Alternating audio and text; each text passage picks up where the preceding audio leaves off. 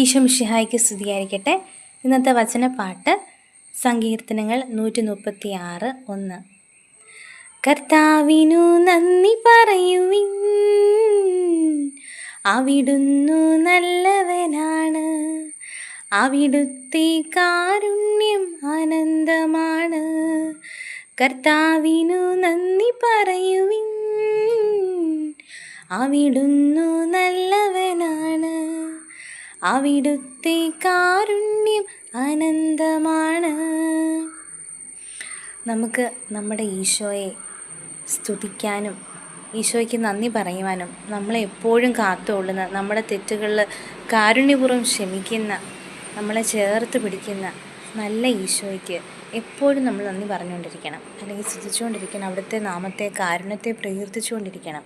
നമ്മുടെ കുഞ്ഞുങ്ങളെയൊക്കെ നന്ദി ചൊല്ലി പഠിപ്പിക്കാൻ നമ്മൾ ശ്രദ്ധിക്കണം. ജസ്റ്റ് പ്രാർത്ഥന എന്നാൽ നമ്മുടെ ആവശ്യങ്ങളുടെ ലിസ്റ്റ് നിരത്തുക എന്നുള്ളതല്ലാതെ ഈശോയുടെ കൂടെ കുറച്ച് നേരം ഇരുന്ന് ഈശോയെ സ്തുതിക്കാനും ഈശോയുടെ നാമത്തെ പ്രകീർത്തിക്കാനും ഒക്കെ നമ്മുടെ കുഞ്ഞുങ്ങളെ പഠിപ്പിക്കാൻ പറ്റിയൊരു വചനവും കൂടിയാണ്. നമുക്കൊന്നും കൂടി പാടാം. സങ്കീർത്തനങ്ങൾ 136:1. കർത്താവിനു നന്ദി പറയുവിൻ,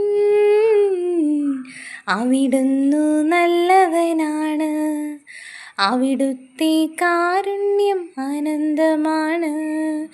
കർത്താവിനു നന്ദി പറയുവിൻ, അവിടുന്നു നല്ലവനാണ്, അവിടുത്തെ കാരുണ്യം അനന്തമാണ്.